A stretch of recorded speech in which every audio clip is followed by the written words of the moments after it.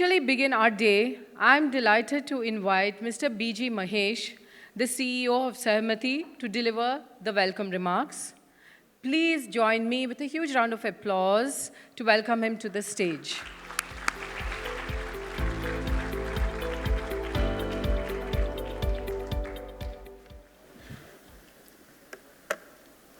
So good morning, everybody. So respected Shri K.V. Kamath sir, a banking veteran, executive chairman of Geo Financial Services, Shri Chanchal Sarkar, Joint Secretary DA, Shri Ashish Sharma, GM, Reserve Bank of India, Shri Manjesh from SEBI, your dignitaries, your participants of the entire account aggregator ecosystem, speakers, so volunteers, your ladies and gentlemen. It's actually a great honor and pleasure to invite each of you today into the second edition of SamvAAd, the annual event of the open finance ecosystem in India. So I would like to walk you through the status of the account aggregator ecosystem in India. Like, we started the first transaction in 2022, and in the month of August of 2024, we crossed a whopping 100 million consents, which qualifies us to be the fastest, growing account aggregator ecosystem in India. So the way we have worked is, we have not worked to be number one or anything. We have always focused on what we need to achieve, and somebody else told us that we were number one. So how did this happen? When we started in 2021, there were only 8 participants in this ecosystem. In 22, we had 50. And in May 2023, when we held SamvAAd, we had 200 of them. And our goal for the last SamvAAd was, how do we increase the number of participants in this ecosystem? I'm happy to inform you that now, as of today, we have over 600 entities which are live on the ecosystem, and at an average, every day, one new entity has been going live on the account aggregator ecosystem. So if you see the important the milestones which have happened until now. So the way we see the DPR is just the highway, and anybody is able to make use of this highway, and about 112 million accounts have been linked, and we have approximated it to about 8% of India's population has already used the account aggregator. And we want to grow it to 20% in about a year. And as I already informed you, about 124 million consents have been fulfilled, and over 2 billion accounts have the facility of the account aggregator framework, which easily qualifies to be the largest open finance network in the world. And over 600 participants are there. So as the ecosystem grew, and it is cross-sectoral, and what each FI, each entity expects from this ecosystem is different. And that's where the participatory governance came in. We came across new challenges. We worked with you where we had the governance structures in like the working groups, the user councils, your committees, your governing councils to solve and any of the challenges we came across. So we spoke about the reach has increased, but now we have reached a stage where we need to look into, is the account aggregator ecosystem creating a positive impact in the country? In the H1 2024, which is from April 2023 to September 2023, at an average, every month, about 2,000 crores of loans were disbursed.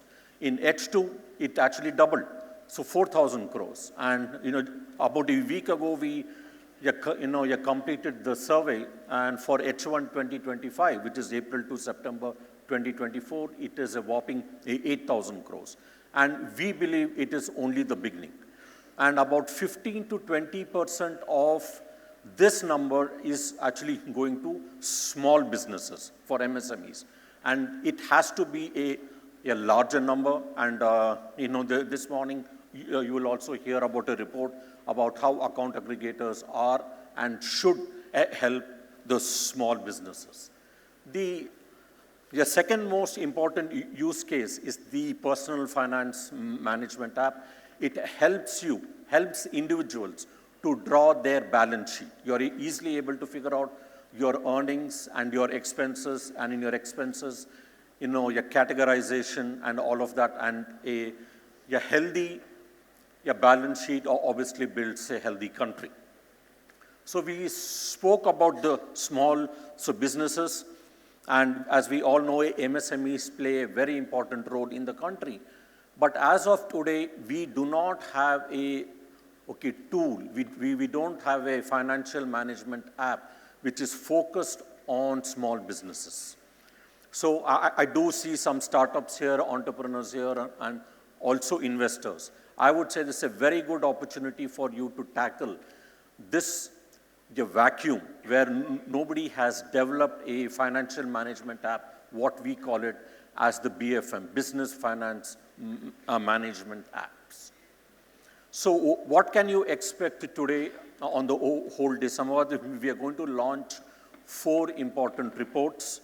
The Global Finance Adoption Report, which will speak about what is the status of implementation of open finance in 46 countries. Then we have a very important report on open finance for India's MSMEs, which I spoke about. You will see how AA will help these small businesses and what the gaps are. And we also have a report from Gates Foundation. And lastly, we have released the first annual report of Sahamati, which has captured all our activities over the last 1 year and what our roadmap is. So finally, I would say that, then many would ask, what is Sahamati's role in all of this? So we have 3 important pillars: the advocacy, the shared techno-legal infrastructure, and the participatory governance. And in the first row, what you see, we have finished the first phase of work. We have gone to entities to ensure they implement the account aggregator framework, and hence you see about 600 entities have gone live. And we have ensured to work with the ecosystem to show a healthy growth of the account ecosystem. And by working with all of you, we have designed and defined the code of conduct and the best practices. And this is what we call the participatory governance, but it is a continuous process. So lastly, we want to work on facilitating inclusion for MSMEs and the self-help groups. And if we specifically talk about the SHGs in India, you have about 10 million SHGs, which employs about 100 million women.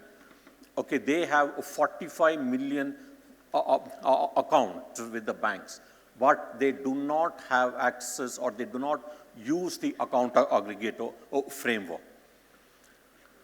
And we need to work to see how the account aggregator implementation will grow at the population scale. As of now, as I said, about 8% of India's population has been using. In a year, we want to grow it to 20%. And we want to strengthen the participatory governance, which is a continuous process. But if we need to increase inclusion, we need to grow it to the population scale. How exactly we can do it? We on our own will not be able to do it. So if we have your consent, if we have your Sahamati, we want to get into a dialogue with you. We want to get into a SamvAAd with you to ensure if the financial inclusion in India is a reality, and the impact, what we have shown, will be far more when we meet again in a year. So thank you.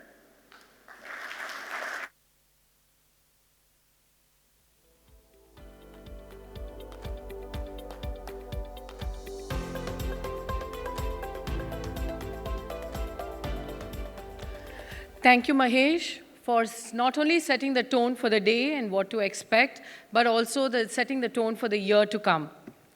Next, we have with us Mr. Siddarth Shetty, who is the CTO of Sahamati. He is also going to share his thoughts and continue this opening session. Please put your hands together for Siddarth Shetty.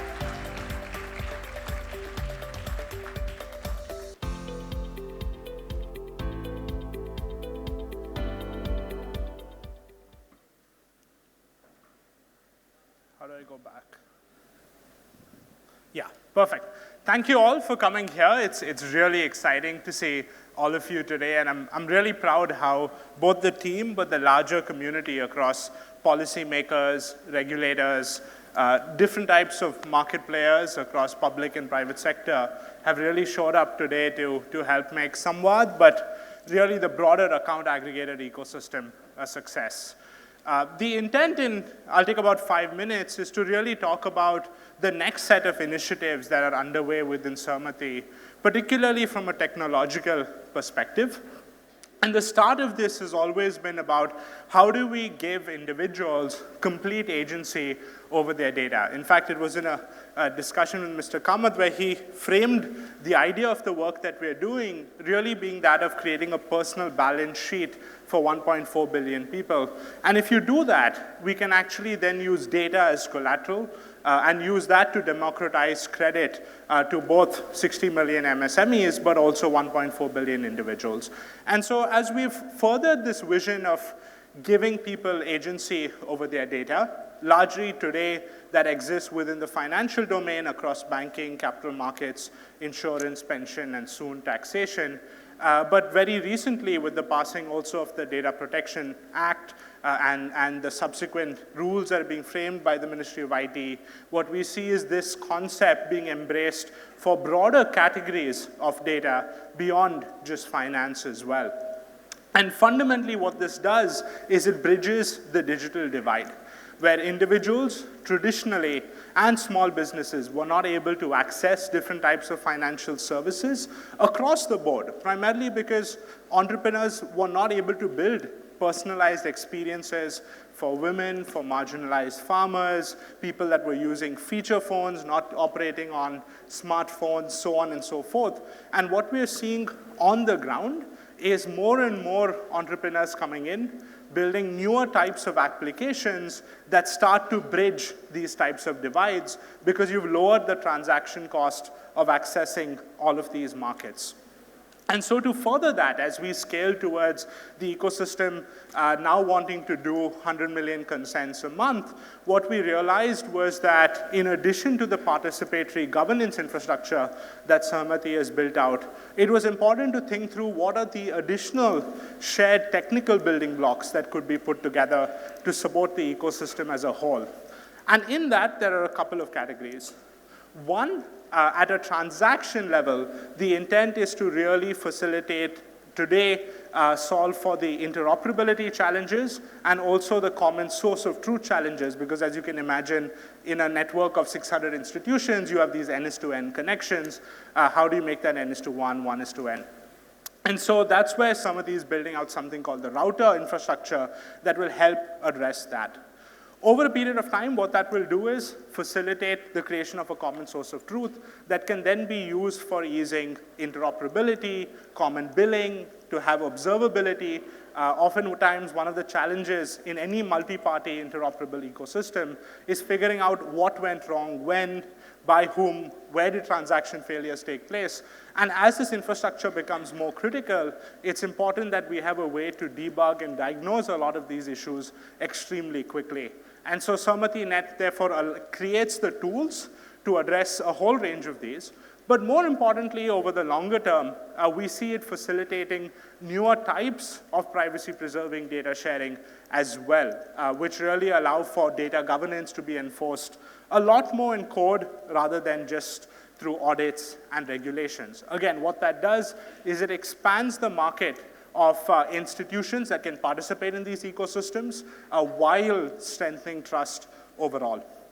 And so just to give you a brief overview of how Sahamati Net looks, fundamentally what it's doing is between financial information providers, account aggregators, and financial information users, it will allow for easy and seamless routing of requests and responses while the base data continues to be end-to-end encrypted. This just got stress tested through a hackathon that we ran of hundreds of developers, and we continue to operate this in a test environment and liaison closely with policymakers to continue to get inputs. This is all at this stage purely in a sandbox environment. But what you see on the right-hand side is fundamentally, once you have this infrastructure, you can now build multi-party dispute resolution. You can roll out fair use norms a lot better. You can have observability, arrive at a common source of truth between multiple entities a lot better. And on the whole, really strengthen data governance within the ecosystem. So we have a few sessions today lined up on this as well, but this is going to be a major theme from Sahamati's end going into the next 12 months. And so we really look forward to a broad set of support to help us navigate this next phase of Sahamati's journey. So on that note, thank you so much, and looking forward to the rest of the day. Thank you, Mahesh and Siddarth, for setting the tone, not just for today, for the days to come. And it's a great foundation to our 2025. Don't you all agree? Yes? Was it inspirational? Yes. So now we would like to do something a little more traditional and significant, the lamp lighting ceremony. This will mark the light of knowledge and the beginning of this wonderful gathering. I would like to invite on stage Mr. K.V. Kamath, Mr. Ashish Verma, Mr. Chanchal Sarkar, and the team of Sahamati to kindly come forward to light the lamp of knowledge.